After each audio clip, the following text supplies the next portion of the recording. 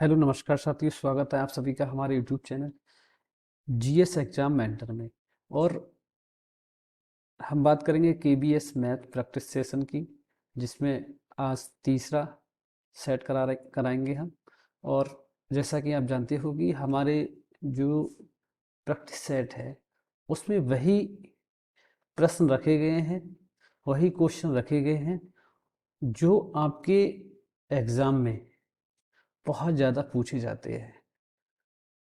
अगर पेपर की दृष्टि से बात करें तो ये जो आपके प्रश्न हैं प्रैक्टिस सेशन में, ये बहुत ही महत्वपूर्ण प्रश्न है। मैं समझता हूँ अगर आप इन प्रश्नों को बार बार हल करेंगे, इनके तरीकों को सीख लेंगे, तो आपको बहुत अच्छे मार्क आप हासिल कर सकते हैं किसी भी केबीएस के एग्ज़ाम में। चलिए बात करते हैं। पहला प्रश्न है आपका कि 25% और 10% क्रमिक छूट के बाद कमीज 480 में बेची गई कमीज का मूल मूल्य क्या होगा। तो देखिए, मैं बताऊं, अगर मान लें, माना कमीज का मूल मूल्य एक्स रुपए। देखिए, मान रहे हैं, ये माना माना नहीं जाता है, कहना चाहिए एग्जाम में, लेकिन हम आपको पूरी तरह से बता रहे हैं। और आप सीधे भी कर सकते हैं। देखिए, इसके दो तरीके हैं। मैं आपको बेहतरीन तरीका है जो इसका जबरदस्त कंटेंट है वो वाला बताता हूँ। देखिए, एक्स मान लो, सबसे पहले छूट कितनी मिली है? 25%। इसका मतलब क्या हुआ? देखिए, एक चीज हम हमेशा ध्यान रखेंगे और मैं बताता भी हूँ आपको। प्रतिशत की बात जब करेंगे तो प्रतिशत कितने में होता है? 100, 100 में होता है। जब हमें छूट दी जाएगी तो उतना लेस कर देंगे। हमें कहीं अगर इस तरह से देखें, अगर कहीं हमें लाभ होता है तो उसे ऐड कर देते हैं, और हानि होती है तो लेस कर देते हैं। तो छूट का मतलब क्या होता है? उतने कम में देना।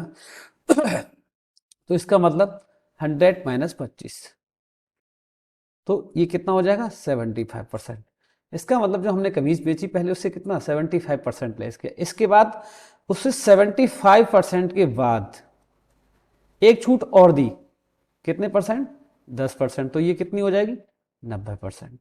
तो इन दोनों छूट, तो पहली छूट कितनी है? तो 75% इंटू 90%, बराबर जो मूल आया वो कितना, कितने में बेचा गया था? जो बेची गई कमीज थी वो 480 रुपए थी। तो देखिए, एक्स गुणा 75/100 गुणा 90/100 बराबर 480। देखिए, जीरो से जीरो कैंसिल हो जाएगा। 25×3 = 75 और 25×4 = 100। ये आपका आ जाएगा। तो x बराबर 448, सॉरी 480 गुणा 4, ये और ये, मतलब 4×10/3 गुणा 9। तो देखिए, 3 × 3, 3 × 3, 3×6 = 18, 16×4 = 64 और 2 जीरो आ जाएंगे आपके। 6400/9, 9 से भाग करेंगे, 9×7 = 63, एक बचेगा। 9 × 9 = 10 हो जाएगा, मतलब तो 10 × 9 9 × 9 9 × 9 9 × 9। देखिए, तो 711.11 हमें प्रश्न में बताया गया, पूछा गया कि जो निकटतम मूल्य रुपए के निकटतम, तो 711 के निकटतम वाला 711 भी है। तो option 3 is the right answer. 711 इसका आंसर होगा। तो कमीज का जो मूल्य होगा वो कितना होगा आपका? 711 होगा। हम सीधे सीधे कर सकते हैं, बिल्कुल। इस टाइप से इतना लंबा कैलकुलेशन करने की हमें आवश्यकता नहीं है। आप चाहिए, मैंने बता दिया था, मैंने सीधे सीधे कर सकते हैं। X equal 75% equal 90% equal 480। तो एक्स इक्वल 480 गुणा 100 गुणा 100 अपॉन 75/90। तो जीरो से जीरो कट जाएगा आपका। 25×3 = 75, 25×4 = 100 और 3 × 3 3 एकम 3 और 3 छक 18, 16 चौका 6400, 9 और ये आपका अभी काटेंगे तो कितना आ जाएगा 711। तो इतना लंबा चौड़ा करने के आसान हम सीधे सीधे कर सकते हैं, लेकिन हम ये कर तभी पाएंगे जब हमारे कंटेंट अच्छे होंगे, हमारे कंटेंट क्लियर होंगे। ठीक है साथियों, नेक्स्ट क्वेश्चन की बात करेंगे। नेक्स्ट क्वेश्चन है आपका, एक परीक्षा में उत्तीर्ण होने के लिए 33% अंक आवश्यक है। एक अभ्यर्थी 238 अंक प्राप्त करता है और 26 अंकों से अनुत्तीर्ण हो जाता है। परीक्षा के अधिकतम अंक कितने होंगे? तो देखिए मैं आपको बता दूं, हमारे एग्जाम में कितना पास आउट दे रखा है, 33% पे पास होते तो उसे अंक कितने मिले, 238। कितने से फेल हुआ, तो 26 अंक से फेल हुआ, अनुत्तीर्ण हुआ। इसका मतलब अगर 26 अंक और हो तो वो 33% के बराबर अंक होते हमारे, तो इसमें 26 अंक जो है वो जोड़ देंगे। 33% तो 8 से 14, 264 आ जाएगा। यहाँ 1% का मान निकालेंगे, 264/33, 11 तिया 33, 11 दूनी 22, 11 चौक 44, 3 एकम 3 अट्ठे, मतलब ये 1% बराबर कितना आ गया, 8 आ गया। देखिए इस तरह के कहीं प्रश्न होंगे तो हमें वैसे आवश्यकता करने की नहीं है जैसे हम क्लासों में करते थे। यहाँ सीधे सीधे परसेंटेज की बात करिए। अधिकतम मान तो आप जानते हैं, हम बताया भी था कि अधिकतम मान कितना होता है, परसेंटेज की बात करेंगे तो 100% होता है, तो 100 और 100 अट्ठे 800, तो कितना होगा, option 3 is the right answer. तो परीक्षा के जो अधिकतम अंक कितने होंगे, 800 होंगे। ठीक है, नेक्स्ट क्वेश्चन।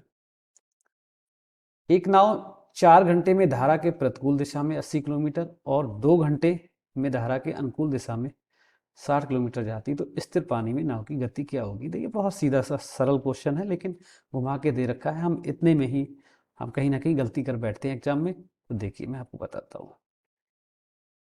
स्थिर पानी में नाव की गति, देखिए क्या हो जाएगा, स्थिर पानी में जो नाव की गति होगी, धारा के अनुकूल गति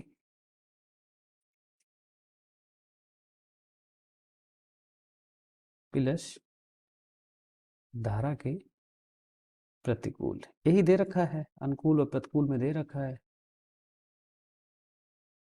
y2/2। तो देखिए धारा के अनुकूल, ये देखिए 60 किलोमीटर दूरी है, कितने घंटे में, 2 घंटे में। मतलब अब आप जानते हैं गति का चाल बराबर क्या होता है, दूरी बटे समय, तो 60/2 प्लस प्रतिकूल कितना है, 80 किलोमीटर है, बटे समय कितना है आपका 4। अब इन के वटे में कितना है, 2। तो देखिए 2 एकम 2, 2 तिया 6, 4 एकम 4, 4 दूनी 8, तो 30 प्लस 20/2, 30 20 50/2 बराबर 25। क्या आ जाएगा, किलोमीटर प्रति घंटा। ओके, ठीक है, तो option 1 is the right answer. Next question की बात करते हैं। देखिए इसमें है कि 15 पुरुष प्रतिदिन 8 घंटे कार्य करके 16 दिनों में कार्य समाप्त करते हैं, कर सकते हैं, तो 10 पुरुष प्रतिदिन 12 घंटे कार्य करके कितने दिनों में कार्य को समाप्त करेंगे? तो देखिए इसके लिए बहुत महत्वपूर्ण आपका एक फार्मूला आता है, सीधा सीधा है, कोई दिक्कत नहीं है। m1 × t1 × d1 इक्वल है m2 × t2 × d2। देखिए m1 का मतलब मैन, मतलब पुरुष 15, t1 समय 8 और d1 डे, कितने दिन है, 16। अब 10 पुरुष दे रखे हैं, m2 का मान 10 इंटू t2 12 घंटे और d2 का मान हमें क्या करना है, ज्ञात करना है। तो देखिए 5 दिया 15, 5 दूनी 10, और देखेंगे 2 चौक 8 और 4 तिया 12, 3 से 3 कट गया, तो d2 बराबर कितना आ जाएगा आपका, 16, यही आपका क्या हो जाएगा, आंसर हो जाएगा। तो 16, four, option 4 is the right answer.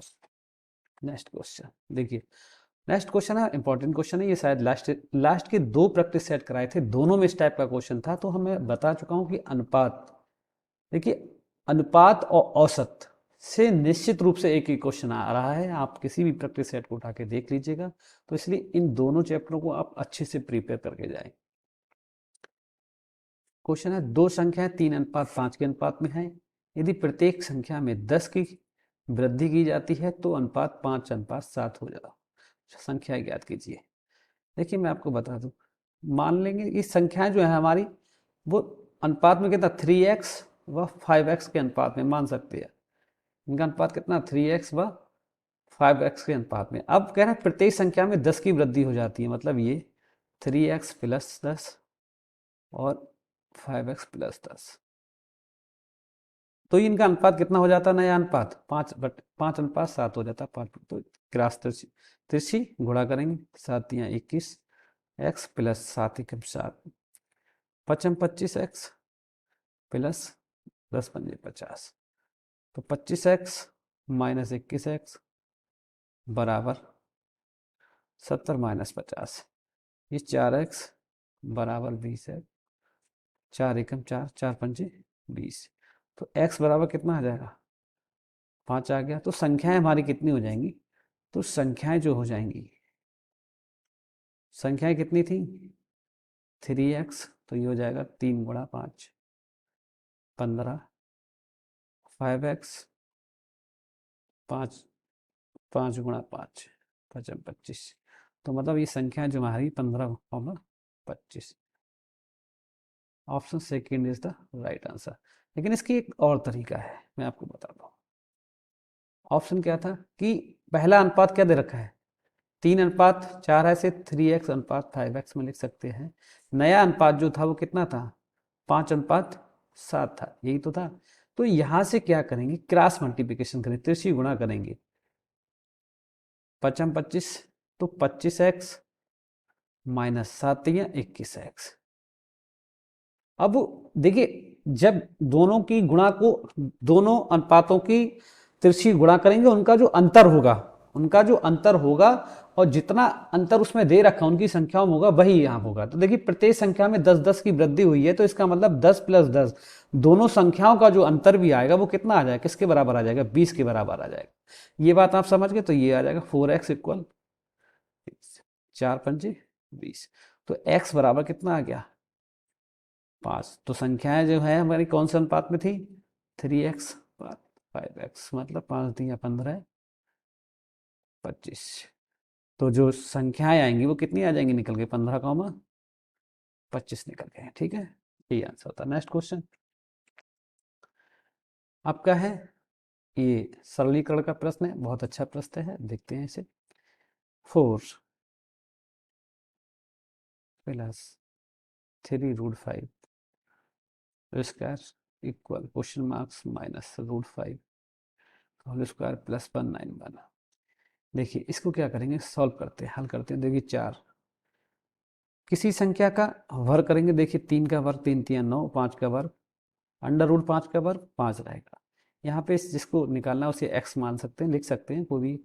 √5 का वर्ग 5, किसी संख्या का अगर अंडर रूट में कोई संख्या उसका वर्ग करते हैं तो जो संख्या होती है वही रहता है, ये ध्यान रखेंगे। 191 तो x बराबर आ जाएगा आपका।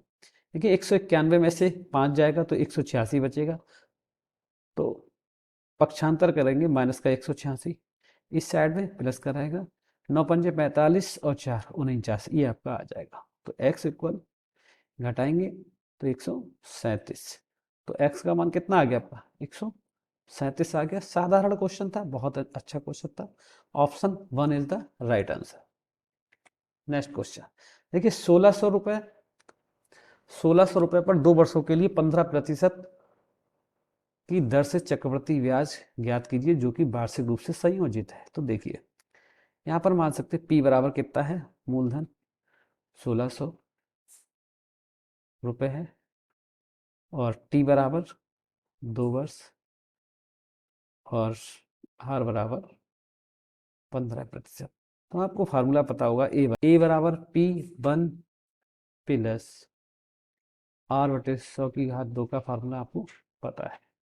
तो ए बराबर पी का मान 1600, 1 प्लस ये हो जाएगा 15/100 की घात, तो 5 तिया 15, 5 दूनी 10, ए बराबर 1600, यहाँ हो जाएगा 23/का होल स्क्वायर, 1600 गुणा 23 बराबर 23 का जो मान होता है, 23 का जो होता है वर्ग कितना होता है आपको पता ही होगा, याद होगा, 529 बटे, और 20 का वर्ग कितना होता है, 20 400, देखिए 2 जीरो से 2 जीरो, 4 एकम 4, 4 चौक 16, 4 चौक 16, ये आपका कितना आ जाएगा, 4 गुणा 529 बराबर 4 निम 36, 4 दूनी 8 3 11, हासिल 1, 4 पंजे 20 और 1 21, कितना आ गया, 2116 रुपये।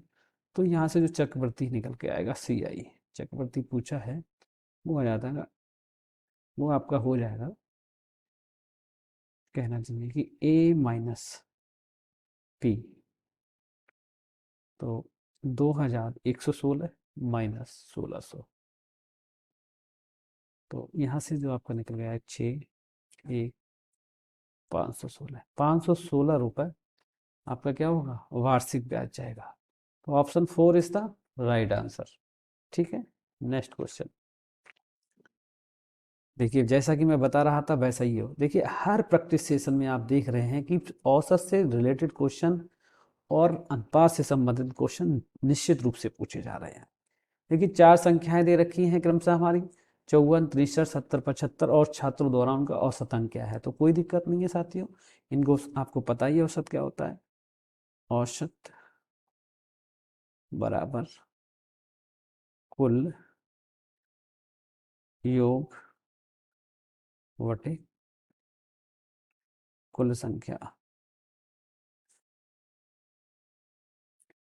ये शॉर्ट तरीके से लिख सकते हैं, वैसे तो फार्मूला होता है कुल पदों का योग बटे कुल पदों की संख्या। देखिए, सभी को लिख लेंगे, 54 प्लस 63 प्लस 70 प्लस 75 बटे 4, तो ये आपका आ जाएगा 5 3 8 4 12, हासिल 1 7 7 14, 7 14 और 6 आपका 20 20 5 25 और 1 26 बटे 4, 4 छंग 24, 2 बचेगा, 4 पंजे 20, 4 पंजे 20, तो आपका जो आ जाएगा 65.5, 65.5।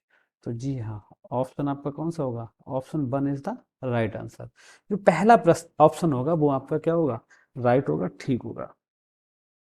नेक्स्ट क्वेश्चन की बात करेंगे। देखिए, रोहित ने विराट को एक बल्ला 20% के लाभ पर बेचा, फिर विराट ने इसे 50% के लाभ पर ऋषभ को बेचा। तो यदि ऋषभ ने 36,000 रुपए का भुगतान किया, तब रोहित का क्रय मूल्य क्या है। तो देखिए, सीधी सीधी मैं बता दूं, इस टाइप के प्रश्नों को आप वैसे हल नहीं करेंगे जिस तरह से हमें कक्षाओं में कराया गया था, इसको प्रतिशत से हल करेंगे। देखिए, रोहित ने विराट को बेचा 20% लाभ पे, तो आई मीन विराट ने जो खरीदा था, कितने पे खरीदा, 20% लाभ, और प्रतिशत कितना होता है, मैंने बताया था 100% होता है। 20% लाभ पे खरीदा, तो विराट को कितने मिला, 120%। तो इसका मतलब 120% पे उससे मिला। अब इसने किसे बेचा है, इसने ऋषभ को दिया था। अब ऋषभ को दिया है, अब ऋषभ को कितने दिया, इसने 50% लाभ पे दिया है। तो इसका मतलब हुआ 120 पे, 120% पे तो विराट कोहली ने खरीदा था, ठीक है। अब उन्होंने 50% प्रॉफिट कमाया है, इसका मतलब है 120 का 50% मतलब आधा, कितना हो गया, 60%। तो 120 का 50% कितना हो जाएगा, 60, तो कितना होगा टोटल 180%। तो 180%, तो इसका मतलब ऋषभ ने जो पैसे दिए थे 180% रुपए का भुगतान किया, तो 180% का मतलब कितना होगा, कितने रुपए दिए, 36,000, 36,000 दिए थे यहाँ से। तो 1% बराबर कितना आ जाएगा आपका, 36,000 बटे 180, जीरो से जीरो खत्म, 18 दूनी 36, 200, 200 रुपये आ जाएगा। तब रोहित का क्रय मूल्य क्या था? तो आप जानते हैं, जैसा कि हम बताते हैं, क्रय मूल्य कोई चीज़ होती है 100% में होती है, तो 100% 100 से दोनों तरफ गुणा कर देंगे, तो 200 गुणा 100, तो कितना आ जाएगा ये? 20,000। इसका मतलब भैया कि रोहित ने जो बैट को बैट रोहित ने जो बल्ला क्रय किया होगा, उसका कितना होगा क्रय मूल्य? 20,000 रुपये। तो option 3 is the right answer. Next, एक महिला अपनी आय का 75% खर्च करती है। एक महिला ने कितना खर्च किया है? 75% खर्च किया है। यदि उसका व्यय 1,250 रुपये, तो उसकी आय क्या होगी? तो देखिए, खर्च किया है मतलब व्यय किया है, कितना? 25% खर्च किया है, तो उसका खर्च जो व्यय है, व्यय कितना है? 25% बराबर कितने रुपए है? 25% के बराबर उसने कितने रुपए खर्च किए? 1,250। तो इसका मतलब वही तरीका रहेगा। ये तरीका बहुत अच्छा है, आप इसको समझ लें अच्छे से। 1,250 बटे 25, 25 से कम 25, और 25 पंजे 125, तो इसका मतलब कितना? 1% बराबर 50 रुपये। तो वही बात है, 100% हर चीज़ होती है, तो उसकी आय 100%, किसी की जो 100%, तो आय कितनी हो जाएगी उसकी? गुणा 100 से गुणा कर देंगे, 5,000 रुपये। तो उस महिला की आय कितनी होगी? 5,000 रुपये। अब ऑप्शन चेक करेंगे, तो second option is the right answer. Thank you very much.